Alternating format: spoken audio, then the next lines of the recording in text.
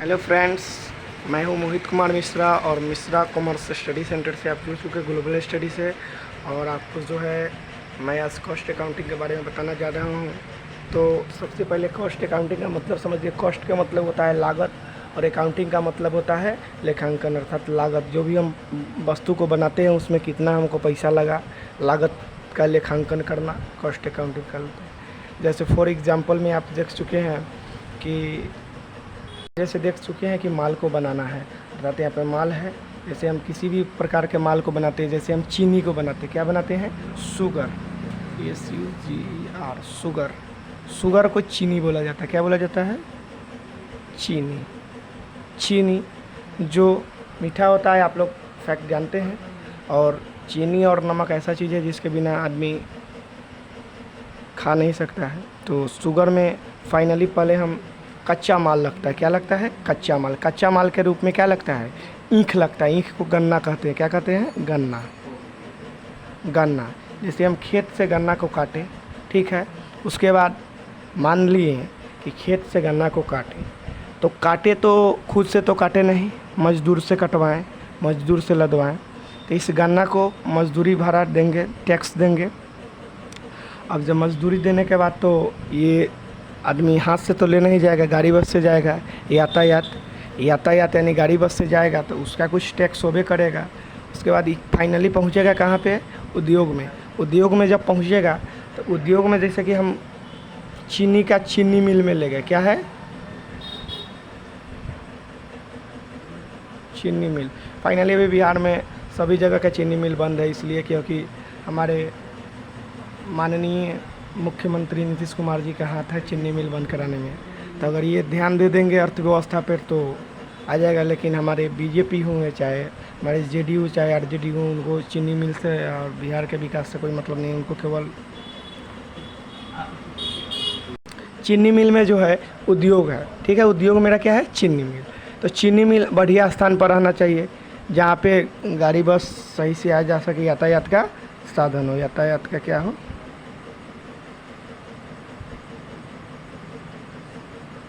यातायात का साधन हो। तो उद्योग स्थान सही होना चाहिए। बाज़ार का मूल्यांकन, अर्थात जब हम चीनी को बनाएंगे, जब हम क्या बनाएंगे तो वो बाज़ार का मूल्यांकन करेंगे कि इस वस्तु का किस जगह पर कितना मूल्य लगेगा। तो बाज़ार का मूल्यांकन, ग्राहकों का पसंद, अर्थात चीनी का बढ़िया से क्या करेंगे और क्या करते हैं इसको? उत्पादन।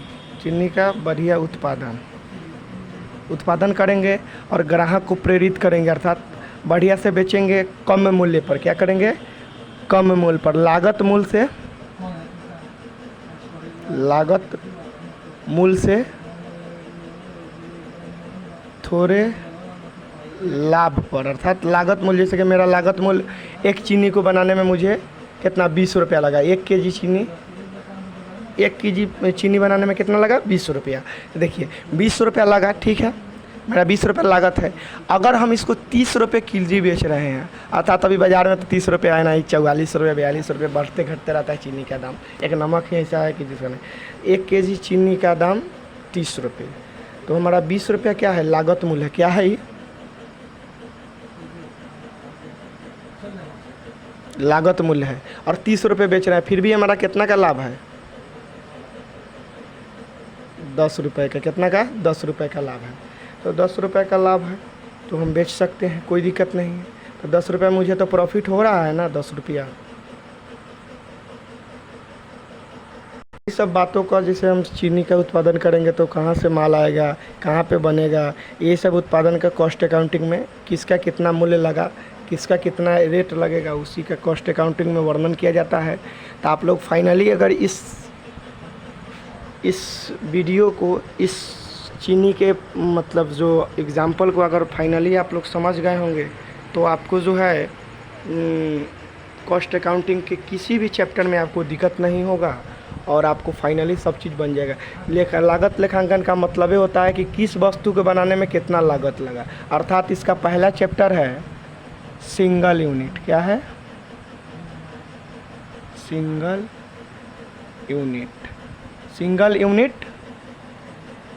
सिंगल माने इकाई, सिंगल माने अकेला, एकल, एकल या अकेला, एकल इकाई, क्या एकल इकाई अर्थात एकल इकाई। एकल इकाई का मतलब ये फर्स्ट चैप्टर है आपका कॉस्ट अकाउंटिंग का पार्ट 3 का बुक बीकॉम पार्ट 3 का कॉस्ट अकाउंट बीकॉम पार्ट 3 में ही पहले सर्वप्रथम आपको भेंट मुलाकात कॉस्ट अकाउंटिंग को जो है बीकॉम पार्ट 3 में होगा, जिसका पहला चैप्टर है सिंगल यूनिट, जिसमें यूनिट के बारे में कि किस वस्तु को बनाने में कितना खर्चा लगे उसके यूनिट के रूप में बनाना पड़ता है। इससे पहले आपको पहले बोर्ड बहुत गंदा हो गया, पहले इसे मिटा दे। नमस्कार दोस्तों, तो आप सिंगल यूनिट पहला चैप्टर है जो कि बीकॉम पार्ट 3 का प्रथम चैप्टर है सिंगल यूनिट, जिसमें आपको मटेरियल कंजम्प्ट निकालना पड़ेगा, उसके बाद प्राइम कॉस्ट निकालना पड़ेगा, उसके बाद वर्क कॉस्ट, उसके बाद कॉस्ट ऑफ प्रोडक्शन, उसके बाद टोटल सेल, उसके बाद प्रॉफिट। तो सबसे पहले हम मटेरियल कंजम्प्ट के बारे में समझ लें। मटेरियल कंजम्प्ट होता क्या? मटेरियल कंजम्प्ट का मतलब होता है सामग्री का लागत, कच्चा माल, अर्थात कच्चा माल भी इसको बोल सकते हैं, सामग्री का लागत, चाहे कच्चा माल अर्थात जैसे कि हम किसी भी वस्तु का उत्पादन करते हैं, आपको पता ही है, तो उसके लिए कच्चा माल हमको लगता है।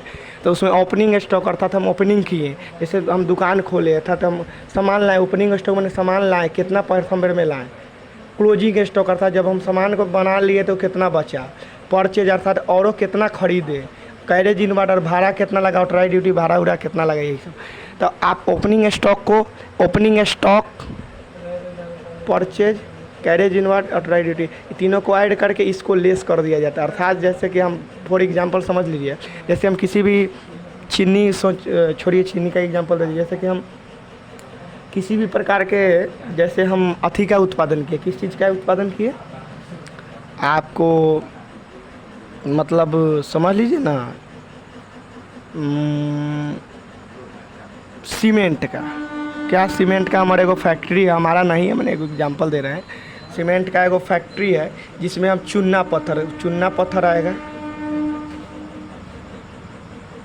चूना पत्थर एक कच्चा माल के रूप में आ जाएगा, कच्चा माल। और कितना आया अर्थात पहले बेर में कितना लाए, ठीक है। अब बाद में कितना आया अर्थात क्लोजिंग स्टॉक कितना आया, बाद में बच कितना गया, वह हुआ क्लोजिंग। तो चूना पत्थर कितना आया अर्थात कितना आया, फिर कितना खरीदे, सब ऐड करके और लेस अंत में लिख दीजिएगा, less closing stock of raw material. क्या हो जाएगा? Closing stock of raw material. तो घटा दीजिएगा तो यहाँ पर क्या आ जाएगा, आंसर आ जाएगा आपको मटेरियल कंजम्प्ट। इसको रुपए का साइन दे दीजिएगा तो ठीक रहेगा, यहाँ पर लिख लीजिए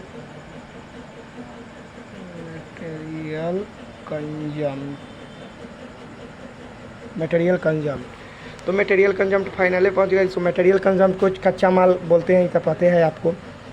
उसके बाद लगता है क्या, उसके बाद निकलना पड़ता है आपको प्राइम कॉस्ट। मटेरियल कंजम्प्ट जैसे निकलेगा वैसे प्राइम कॉस्ट के लिए पहले आप समझ लीजिए, ये छोटे से वीडियो में आपको मटेरियल कंजम्प्ट के बारे में बताया गया है, और आगे आपको prime cost, work cost, cost of production, cost cell